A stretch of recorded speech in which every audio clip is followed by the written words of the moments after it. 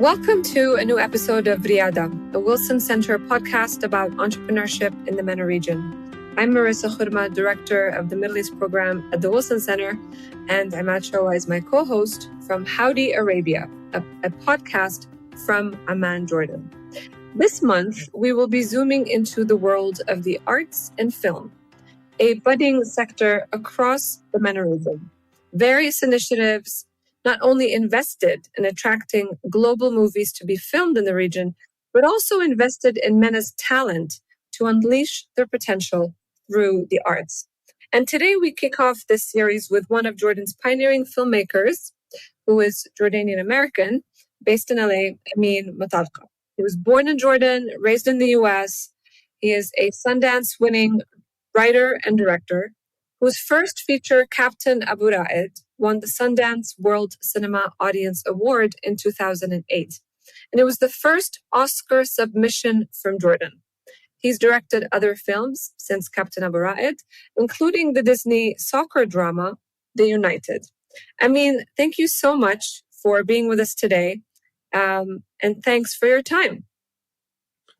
Great to be here. Good to see you guys again. And thanks for having me. I'm excited to discuss whatever you want to talk about. Great. So I guess our first question is always about the origin story. How did you decide that filmmaking is going to be in the books for you? Well, I grew up, I grew up in Jordan until I was 13, and then we immigrated to the U.S., lived in the Midwest in Ohio. Ever since I was a kid, I loved movies. We would always go to the cinema, the Concord back in the Philadelphia, the cinemas in Amman. We would see movies a year after they were released. They'd come to Jordan, and my dad would always come home with the video cassettes. Of course, they were always bootleg shops in Amman. But I remember just growing up around movies. And when we immigrated to the US, we lived right next to the movie theater in the first year. So I saw everything that came out.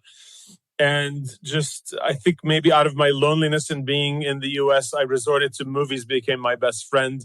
I was very antisocial in my high school days, but I just loved being in my imaginary world with the influence of Steven Spielberg and Fred Hitchcock and Charlie Chaplin and, Scorsese, all those movies. So I always wanted to make movies.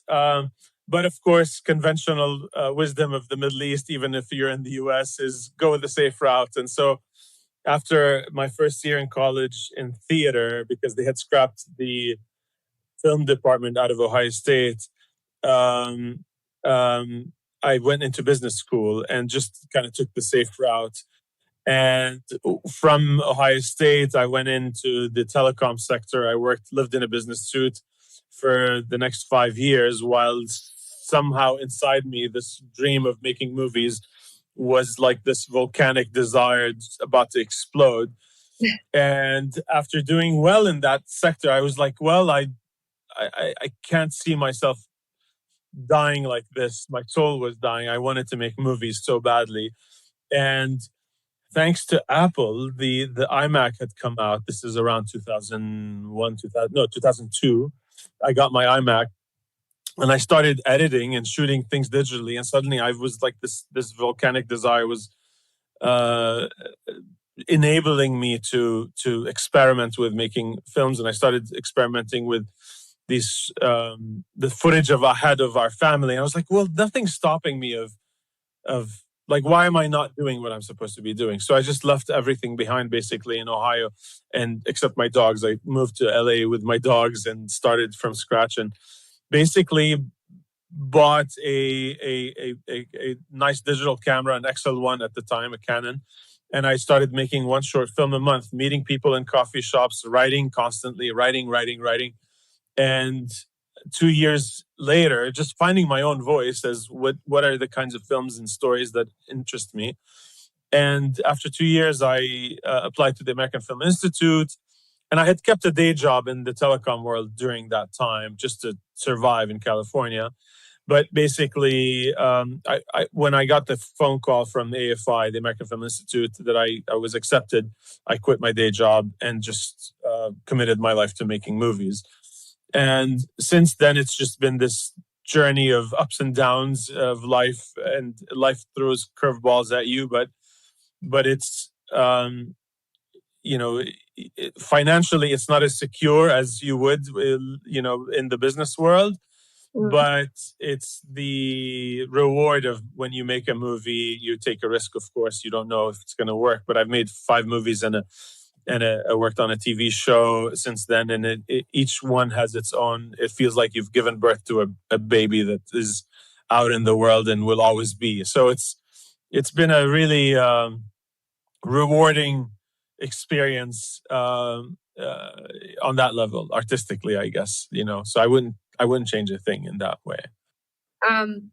That's amazing, and there's a lot of risk taking, of course, with everything, and very Burn much the ropes. Yes, very much sounds like an entrepreneurial journey. You have to seek funding, you have to build a team. Yeah.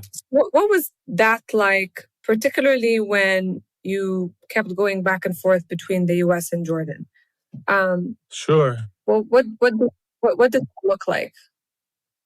Back in 2005, when I got the call that I got into AFI, which was April 2005, I quit my day job that same day, my telecom job, and I basically started thinking, okay, the next 2 years I'm going to be in film school.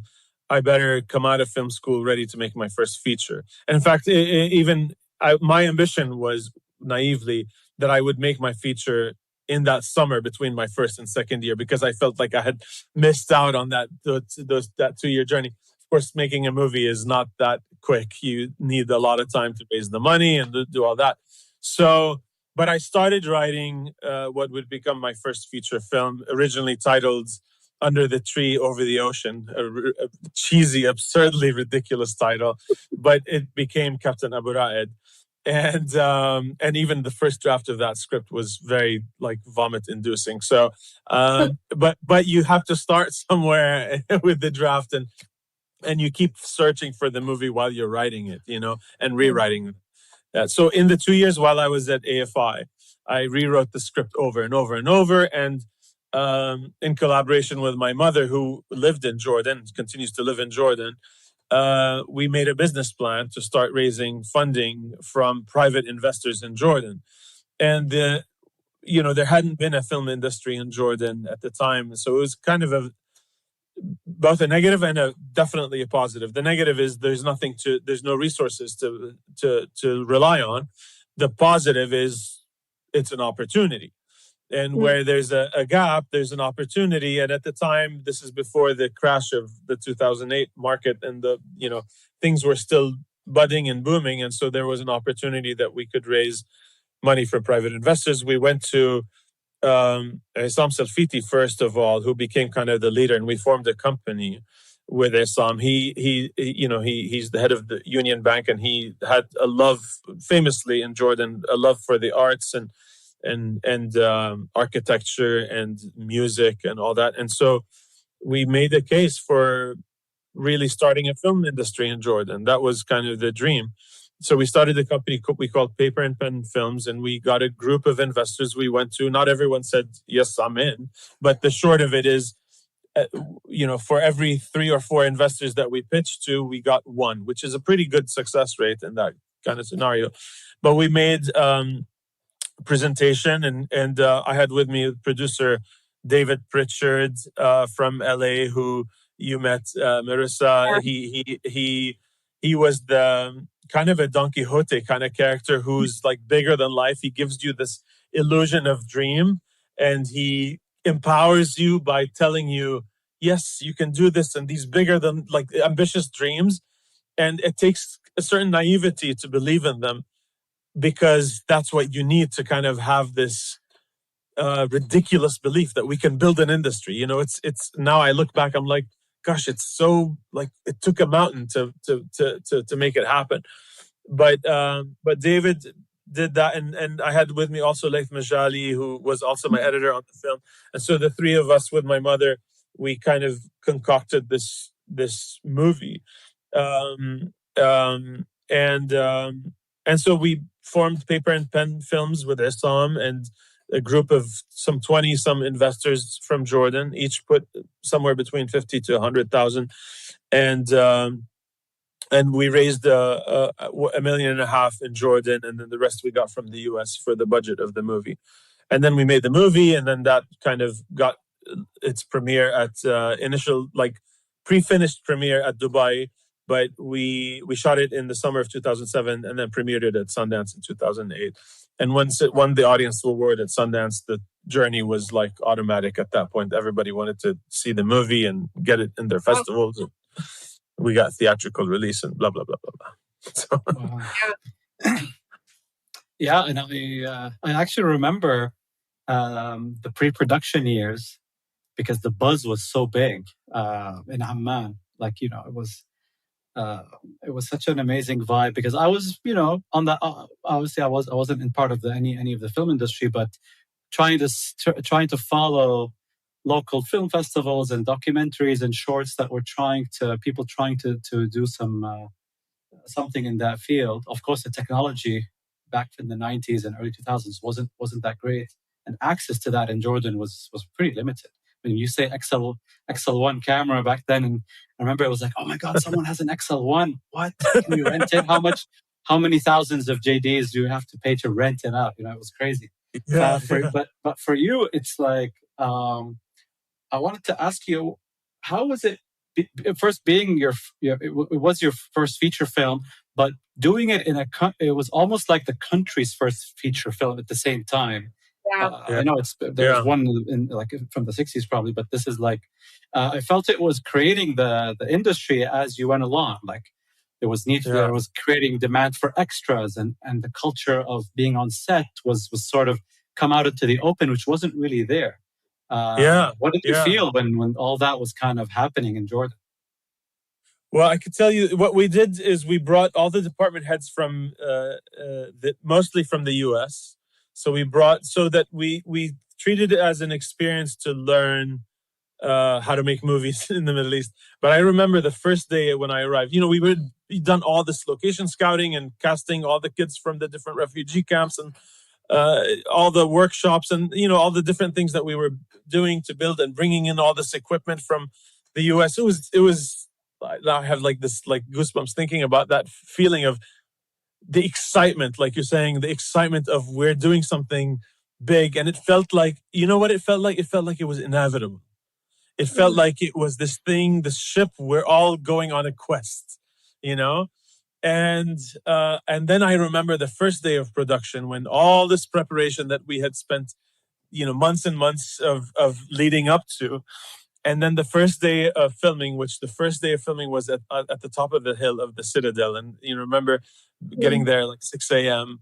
and seeing all these trucks and all these crew members and all the people on the top of the hill, and I just felt like throwing up. I was like, oh my God, this is terrifying. I have the next 4 weeks now. There's no turning back. The ship is sailing into the ocean of unknowns. And, making a movie is these variables of everything that could go wrong will go wrong. And it did during the making of the movie. And it's about surviving the marathon and keeping the ship together. It's like you're sailing into the ocean and pieces of the ship keep falling out, and you're kind of finding ways to make up for those changes. You lose locations, people get angry that you're filming in their neighborhood, fights break up. It was insane. But there was a spirit of joy in everybody on this film because it was a unique new experience from everyone, from Nadim Sawalha, who was like our captain. It was a voyage back home. He had been living in London for the last 50 years, and this was his first time as the lead in a film, and he'd always played small parts in other movies, and he was a well-known theater actor, but as like the guy from Madaba, and and it was a journey back home, and it was for the kids, it was a new experience, and there was this, I don't know, there were people visiting the sets, and Catherine Bigelow came and visited the set when we were filming, and she ended up shooting the Hurt Locker like 2 weeks after ours, because she basically, all our local crew became her crew on that film, and Costa Gavras came and visited. I mean, it was just like a really cool, Wow. terrifying experience. But you get off on the adrenaline of this, and you, at a certain point, you hit a flow where you're communicating with the actors, and in most cases, non-actors, first-time actors, with non-verbal communication, because you've done the prep. It's all about being prepared for mistakes, for things to go wrong, and then improvising and following your instincts. Yeah. Wow. So, yeah. So now you've sort of, we've taken you on a journey backwards to like tell us how it all started. I'm curious to know what your thoughts are about where we are today in this industry, not only in Jordan, but in the region. I'm sure you're plugged into that scene, and you're seeing all these new movies and film festivals. I mean, I don't know if there's a city in the region that does not have a film festival at this point. Yeah, there. I think at one point there was like an oversaturation of Gulf film festivals in Dubai and Abu Dhabi and now Saudi and Doha, and now we have Amman Film Festival. Because I live in LA, I don't come to Amman as much as I would like to be like on the inside, but I see the things, over social media and on Facebook. So my perspective is different. But what is exciting is since Captain, we've had Deeb became the Jordan's actual Oscar nominee. Captain didn't get the nomination. Deeb got the nomination. Yeah. And Deeb was written and produced by Basil Ghandour, who was my assistant on Captain Abu Raed, And not to give myself any credit to that, it was all Basil's, and Basil's father was one of our investors on Captain. So it's all like incestuous in a certain way. But Naji Abu Nawar made his film, and I remember when, long before we made Captain Abu Raed, Naji, who directed Naji had a short film about a boxer that he was pitching around when I was pitching Captain Abu Raed, and we were both kind of growing together at the same time. And since then, Deeb has gone worldwide distribution, and recently Basil's feature directorial debut, The Alleys, Al-Hara, has gone on to play at Locarno and various festivals around the world. And there's Hanadi Alayan's film, Selma's House, also a small budget local. That was her UCLA thesis feature project that she also did in Amman. Now it's on Netflix and in the region. And who else? There's Zaid Abu Hamdan. I haven't seen his film, but he has a film. So there's like a lot of guys and girls doing, of course you have Anne-Marie Jasser, who makes Palestinian films, but she's in Jordan. And you have Najwa Najjar, and there's, various others. So there's, it's definitely budding. And of course, we have all these productions that come to Jordan to shoot the Dune and the Star Wars and the Star Trek, I think, and, all these various Hollywood films and Korean films and Aladdin. Yeah. Mm-hmm. So it's every success story feeds the greater good, and there's more than one crew that you can go to. Of course, after Captain, when I came back to do The United, which was the Disney film, we filmed The United 2.5 years after Captain. I only brought my cinematographer, my first AC, who was the camera focus puller, and Steadicam operator from the US. Everybody else was local, Jordanian. Mm-hmm. So within the span of 2.5 years, the local crew had become very tenured in this short time. Yeah. And now I think you could just bring everybody local. I mean, it's just, you don't need anyone from out. It's all, and that's pretty amazing to watch. Mm-hmm. Yeah. And you shot also another feature, partly in Jordan, The Rendezvous, correct? Yeah, The Rendezvous, which your wife had a little role in, Jana. Yeah. She played an interrogation detective. Yeah. Opposite. Yeah, Stana Kalic. Yeah, that was fun to watch. Have you? Yeah, I recommend you guys download it, buy it from. I've Probably not seen. I got it from. I actually got it on I think Amazon Prime. Yeah. It was on Yeah, you can get it. Showtime. You can get it on streaming. Yeah, a couple of It's on Peacock Yeah, right now in the US. nice. Yeah. The Rendezvous was a very crazy production because we were trying to make a $20 million movie on a $3.5 million budget. So it was like, okay, where do you make up for some things? Originally, the script was like filmed all over the world. It was like starts in the US, in San Francisco, and then it goes to London, and then it goes to Egypt, and then it goes to Spain, and then it goes to Jerusalem. And when the producer approached me to direct this movie with the $3.5 million budget, I was like, okay, well, what if we just cast some internationals and film the whole thing in LA and in Jordan? And we rewrote the scripts, and it was but the key to that, I think, was the charm of the film and the chemistry between Stana and Raza, our two leads. And Stana carries this film beautifully, brilliantly. I just watched it again for the first time. I wasn't completely thrilled with everything when we filmed it. There's some B-movie elements in it, but then now, having had some distance from it, I went back and watched it. I'm like, oh, this is really charming. And it all culminates, starts in LA and then it goes to Amman, and then it goes into Wadi Rum. We filmed across Wadi Rum, and then it culminates in Petra. And the big showdown we filmed in Petra at like magic hour. So we took advantage of the locations that are so majestic to film in Amman. But yeah, it was a difficult time in my life personally at that time too. But the movie becomes its own thing, and yeah. Yeah. The film industry in Jordan is obviously dwarfed by like the Egyptian, let's say, film industry. Egypt has been doing this for nearly a century, but now that the streaming services are trying to enter, different markets and they have budgets, maybe not big budgets, but what do you think the streaming services are going to do for the MENA region? I mean, what's your perspective on that? Yeah, my understanding of it is that it's primarily dominated by Saudi and Egypt at the moment. Saudi is the budding, more than budding at the moment. It's the mammoth in the room because they have this newborn commitment to theatrical movies, and audiences are hungry and starving for content. So I believe I perceive that the focus right now is really dominating. The Saudi is like the Gulf is the dominant presence of opportunity as far as the streamers are concerned.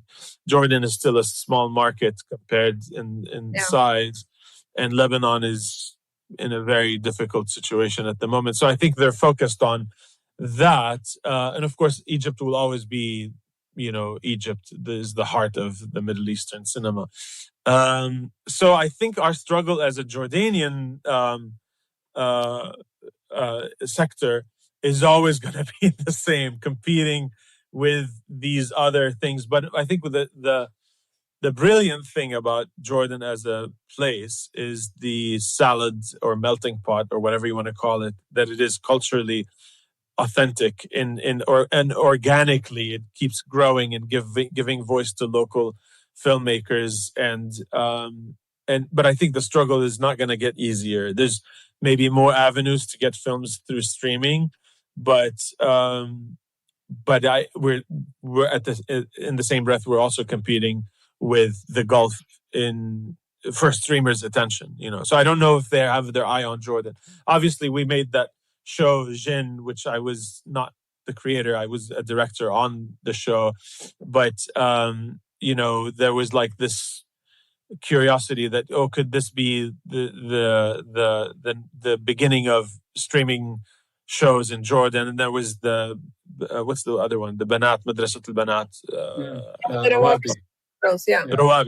Yeah. And I think they're doing season 2 now, so there's still kind of interest in that. But we'll see. Things change is the only constant. So I want to ask a quasi-philosophical question about why film? Why choose to go into that in the first place? Not just you as Amin, but why should we care about the industry, and why should the region invest in it? Oh, that's the best question. Uh, in the Middle East, you see like people say, "Oh, why art? Why art is like so."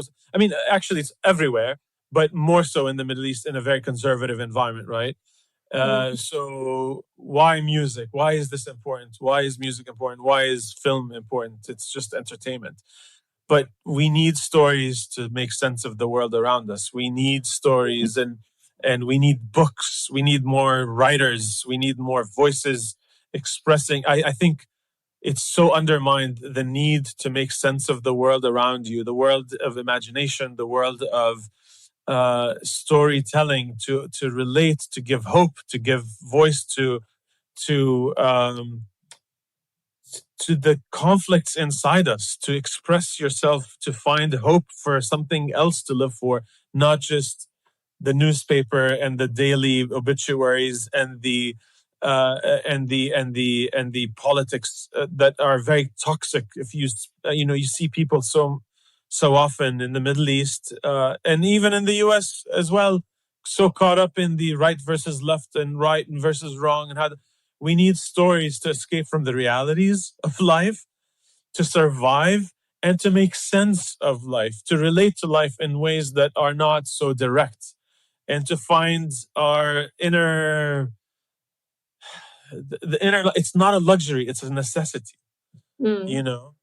And some people don't care to watch movies. That's fine, but we need movies. It's not for everything. We need movies as much as we need food. We need movies as not only Hollywood films to entertain us and take our minds away, but we need our own stories. We need our own voice culturally as something local, but also as an export. It creates communication and perception of. I've seen audiences watch Captain Abu Raed. By design, that film was not. There was zero politics, zero religion in that film. And I've seen that film travel around the world and have people in Japan or in Europe or in the US relate to these human characters in ways that they never even expected. They just went in blindly into this festival, and they came out of this film feeling like, I just connected with someone that's completely foreign. Their language is completely foreign to me. And I feel like that's my neighbor, and I remember a screening I had in Dallas, in Texas. After the film, this woman came crying after the film, and she was so emotional. And she said, "This was my story. Not that I plagiarized her story, but this was like I was abused as a kid, and there was someone in my life that made a difference in my life." And she was so emotional, connecting with that, and she was seeing a variation on her life in a movie set in Amman. Right. And she's from Texas, we need dreams, we need hope. Hope is it's all about hope. Yeah. If you don't have hope, you have nothing. Yeah. That's the bottom line, and movies give us that. I like what you also said about sense making or meaning making, because that's so important. We start reading books and telling stories to our children to pass on our values, right? And to make sense of who we are and how we relate to our parents and grandparents and cousins and the world around us. So thank you for that. Yeah, and we need to laugh too. It's like, you can have serious movies and you can have comedies. Even silly comedies are important, Silly comedies are very important. You need to laugh. You need to remember that being human it's not about being mired in conflict all the time. You need to release, And so, I fight for storytelling. I mean, it's my struggle daily. To serve for my own survival, I battle with this idea, like, okay, you're not comfortable financially, but you try to explain to the world that this is important. I'm committed. I've committed my life to this. You make one movie every 2 to 3 years to get a movie made, but it's worth it. Like when I'm older, if I live to whatever age I live, I want to look back and say, I made something that gave somebody at some point in their life 2 hours that they said, I feel a connection with this fictional character. And it made me think about or feel something, you know. Mm-hmm. I mean, as a director, as a writer, producer, what's your creative outlet in between working on films? Is it writing? Is it putting ideas and stories on paper? And what advice would you give to young writers, directors in the MENA region in terms of going into this field, whether it's writing, directing films, shorts, TV series? Yeah. So my outlet is, for every movie that I've made, I've written 10 movies. So I'm always writing. When I'm not directing or in post-production on a production, I'm either writing or rewriting the millionth draft of a script that may or may not work. Sometimes they just don't, and you keep looking for trying to make them better, and they don't always work. You just have to keep searching. And you know, of course, music is my escape. Film music. I'm a big film music nerd, and I thrive on just being present and living, and you know, having my own daughter and my family, and just being present, because you can also get caught up in your sense of escapism. And I'm different than I was 10 years ago, and that I really am more present than I used to be. I used to be like, and I, of course, reading lots of books, and I'm always trying to fight for time to read as well. So that's which reading to inspire my imagination, reading to kind of reflect on life and the history and the passage of time and immortality and mortality and human conflict and relativity of how good times are compared to the past, where you know humanity was so savage to one another. Anyways, my advice to young or aspiring filmmakers or struggling filmmakers is just keep focused on the process. It's the process of learning and staying inspired, and find a way to survive financially while keeping protecting your time, whether it's 2 hours a day or 4 hours a day, to be creative. Keep focused on process. If you want to write every day, and read every day. You have to read. You have to feed your mind and feed your soul from whatever interests you, you know, and keep learning and being present, and keep exploring your and it's easier for anyone to make films than ever before. You could just make them on your phone now, and you can edit on your phone. I edit on my phone all the time. Actually, my daughter is a big subject of my own entertainment by filming her constantly. So you know, and watch films, but don't just watch a movie. Watch a movie and then watch it again with the sound turned off. Really watch it actively, not passively. Listen to commentaries, read books about filmmaking, read there's a plethora of interviews and material on YouTube that you have access to that you didn't have access to 15 years ago or 10 years ago. There's just a wealth of information, but be focused on the process, and the rewards will come as a byproduct of the process. You know, just learn and grow and collaborate and make friends that inspire you. And it takes a family to make a movie, and with each member of that family, you will grow in a certain way, and you will inspire each other and have fun doing it. You know, it's not always fun when you're filming and someone else's kind of dime is telling you like, oh no, change this, you don't want to do that. But it's about give and take, you know. And so it's about collaboration.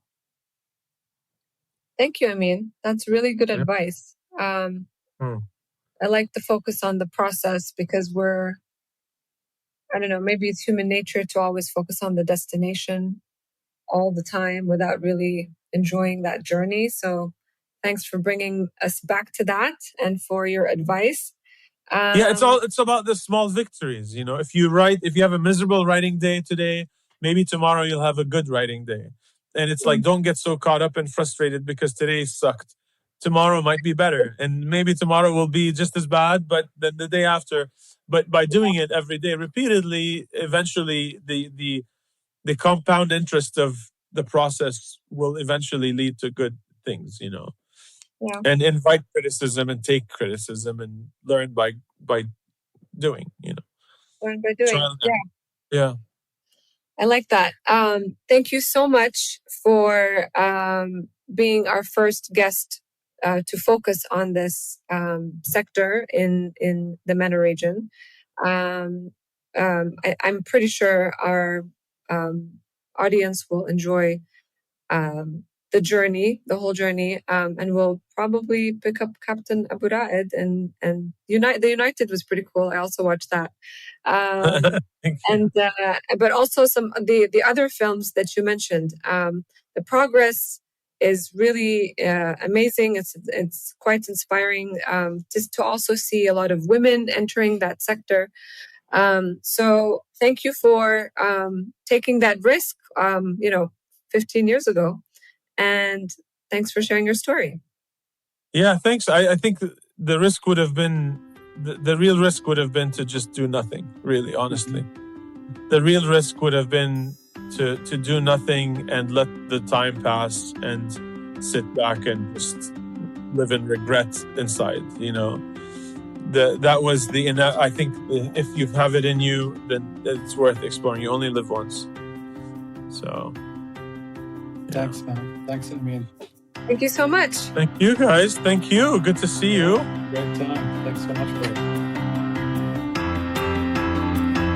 This podcast is funded by a grant from the United States Department of State. The opinions, findings, and conclusions of this podcast are those of our guests and do not necessarily reflect those of the United States Department of State.